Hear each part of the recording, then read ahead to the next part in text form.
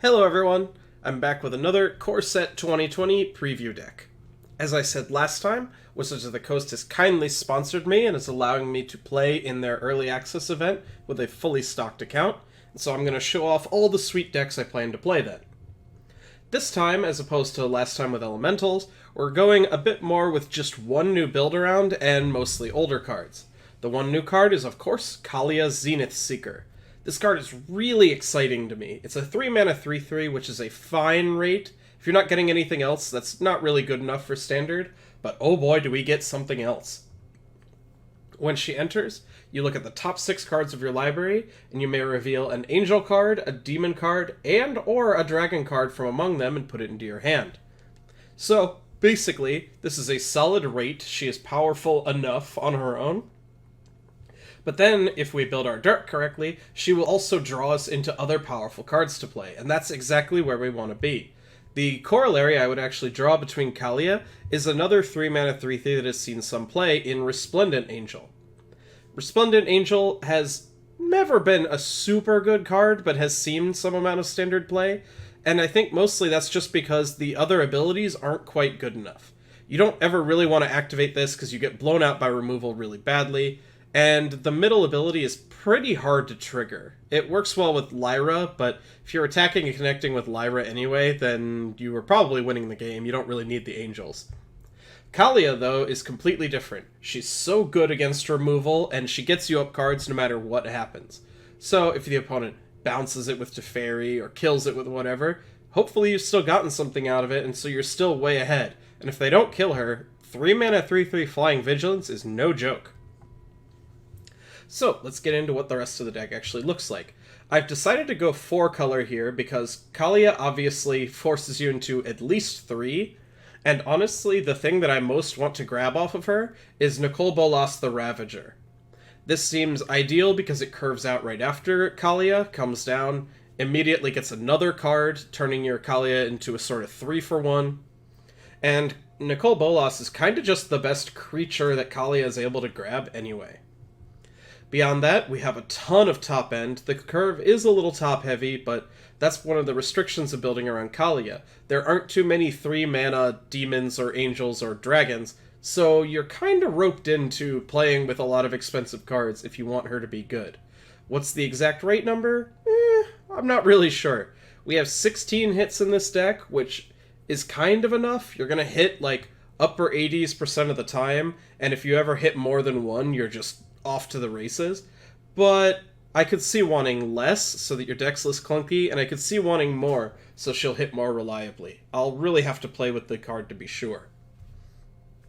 But yeah, I basically picked all of the best demons, dragons, and angels I could find. There are a ton of 4s. We already have kind of too many 4s in this deck, and there are plenty of others that would be in contention, like a Spawn of Mayhem, which is sometimes a 3, but our deck can't really get in enough for it to reliably be a 3. But yeah, Seraph of the Scales, solid creature. Aurelia, very powerful beatdown creature that works well with Kaalia, turns Kaalia into a 5/3 Vigilance Trample on turn 4, so she can pressure planeswalkers and stuff. Lyra, which should stabilize against aggro and is really good with all of our other angels. And Demon Lord Belzenlock is basically just super card advantage-y top end. With how high our curve is, he will probably draw us a lot of cards every time we cast him. And sort of getting ahead of myself here, this is actually one of the reasons that Carnival Carnage is a great reactive card in this deck, because Demon Lord actually lets you cheat a little bit. We can cast this on 1, and so we can get rid of Llanowar Elves or whatever, and deal with early creatures, but also if we Demon Lord Belzenlock and we flip over a Carnival, we get to keep going. So it's a cheap removal spell that also lets us keep getting more cards with Demon Lord. So if we ever resolve this card, we should just win the game, I imagine, because we'll probably draw a lot of cards. But yeah, finishing up, I've got a couple Resplendent Angels, just to keep the Kaalia count high, while also not having cards that cost 4 or more. I had 4 of these originally, but it's really kind of mopey on its own, so I'm not super in love with this. And finally, some more cheap interaction. Thought Erasure and Angrath's Rampage are just both some of the best things to be doing, disrupting their hand or disrupting whatever you have to on the board. So I think these cards are pretty good. Oh, and the last card that doesn't quite explain itself is Sorin, Vengeful Bloodlord. This card does a couple things in this deck. If he upticks once, he can get back almost any creature in our deck, and all of our hits are so high value that just reanimating one of these should probably be enough to get a huge advantage.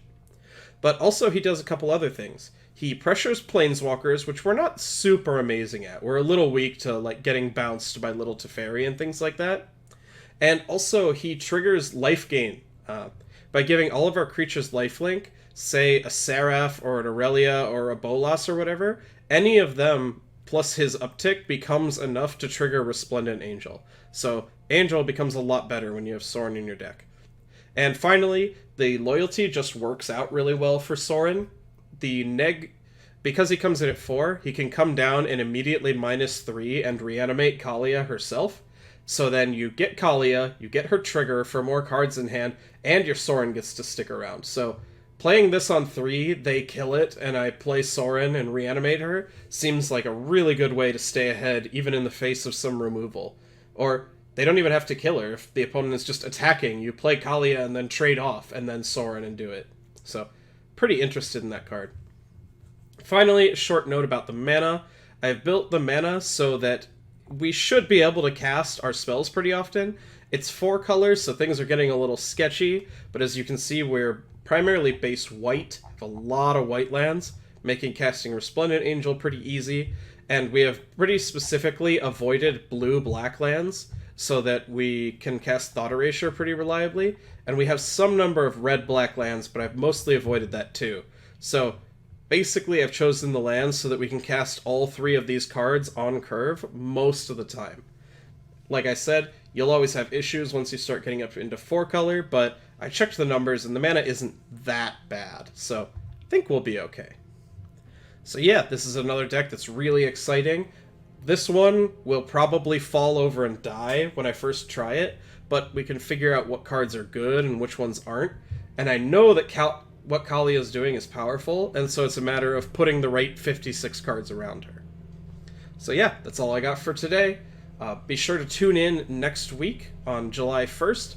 I will be playing all sorts of decks like this and several others. We got more preview videos coming, and there's a link to my Twitch page in the description down below. Yep, that's all for today. Thanks for watching.